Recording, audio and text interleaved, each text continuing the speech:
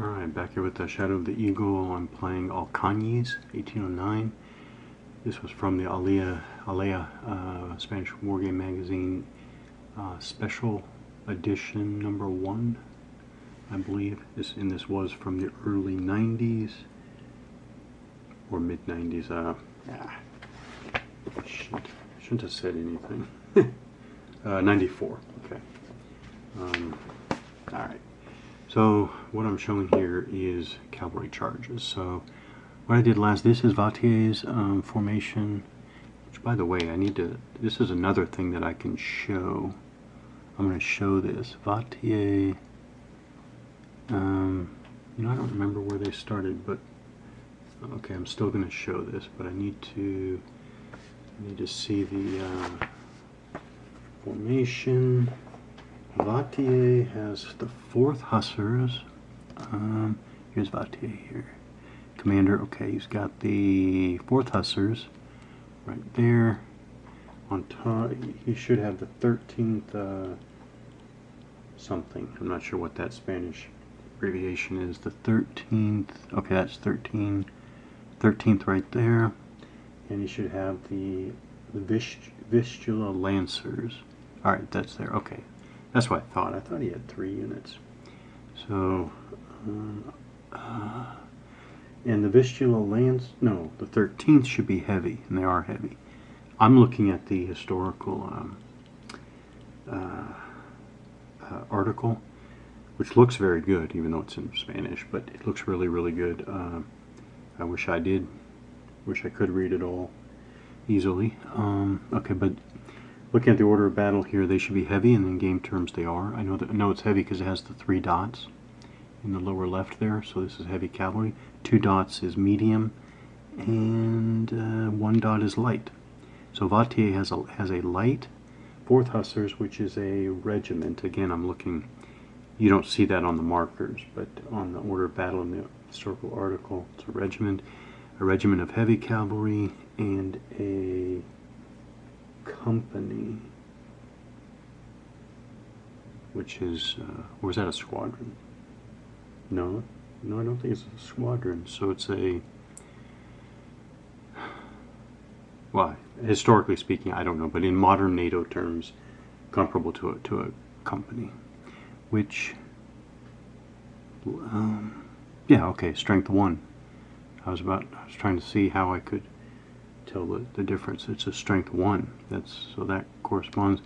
So yeah, I can see 1 company strength, 3 and 4 for regiment strength. Yeah, okay, it works. All works out okay. I'll put them back. This is what I wanted to say though. I need to start doing this. I don't know where Vatier started. I'll just say he started here. I can't remember where he started, but leaders need to move last, and this is I can see in game terms there are a couple of ways in which this is significant. So the leader, I got to remember this, leader moves last. So after his, okay, so since he's going to move last, I'm going to talk about moving the heavy cavalry. So I moved up here, and I wanted to charge the Spanish cavalry there. So that I got out an old charge marker, and I was going to mark them because I wanted to remember that I was to come back to the charge. Now, well, in the time since I did this last, I read up on charging. This is what I found. So, and this is interesting. I'm going over it. I know not all wargamers are going to be interested in it, but I was really thrown because the cavalry charge mechanism changed dramatically. They're not even related between an earlier time and the last evolution of the rules. Now, the problem I'm causing with myself is I keep picking up a different version of the rules to browse. Yeah, okay, so I'm picking up different versions. So what I first did is, yeah, I was looking at okay, now I'm going to specify what I'm talking about. I was looking at the cavalry charge rules for the English translation of the rules for Medellin. And Medellin was the very first game. So we're talking about the English translation of the very first design, the original design.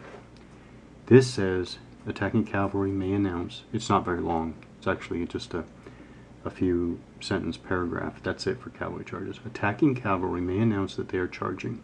Okay, so that makes it sound, you just kind of announce it. Okay, kind of like the simplicity of that. Then it says they have their combat factor doubled. Okay, not unusual, right? So my heavy cavalry here with a strength of 4 would attack with 8. Okay, I like that. Makes sense. Then it says to be eligible, they must have moved not more than 2 hexes in the movement phase and must pass a morale check. That's when I said, oh, I did this totally wrong. I thought I did this totally wrong, right? Because he started way back here somewhere. Matter of fact, I think he moved his whole movement allowance to get adjacent to the enemy. And then I thought, whoa, this is not legal at all. And so what I was going to do is I was just going to back him up and wait to charge, maybe back him up to here, okay, and wait to charge next turn. Okay. It goes on. A disorganized D result when you do the morale check has no effect, except the unit may not participate in shock combat that phase. So that's kind of the charge stalls. Then you have a route result does not apply. Charges may only be attempted through clear terrain and not across rivers, arroyos, fords, or against squares. All makes sense. Well, that was the original version. It all makes sense, but that's the original version.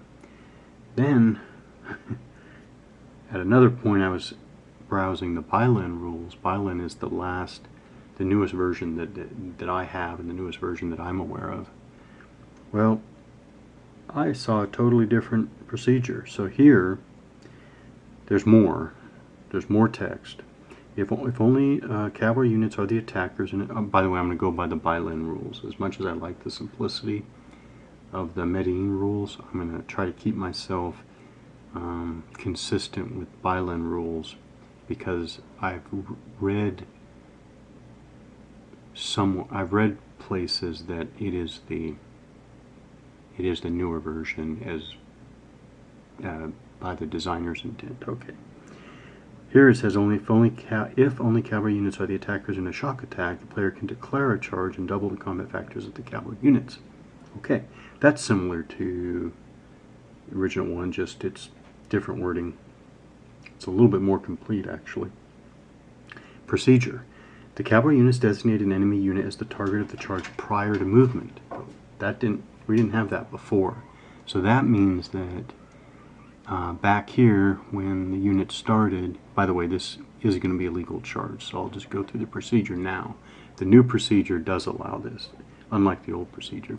So I would have to declare, which is actually what I was thinking. I wanted the heavy cavalry to charge Santiago's Spanish cavalry there, light cavalry actually, because it has the 1 dot there.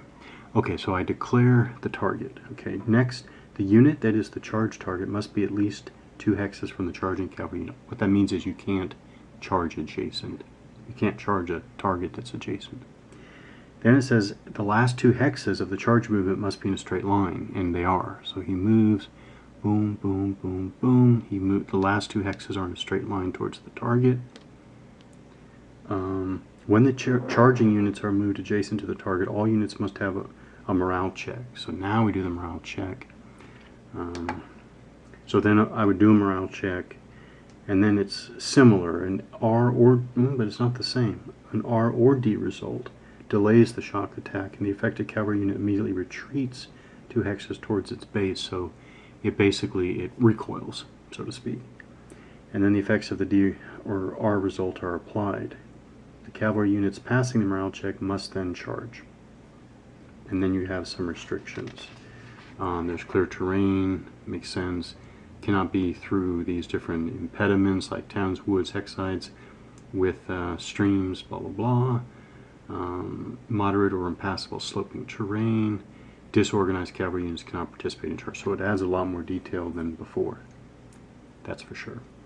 So that's charging. I'm going with the Bylan rules, and I'll move forward from here.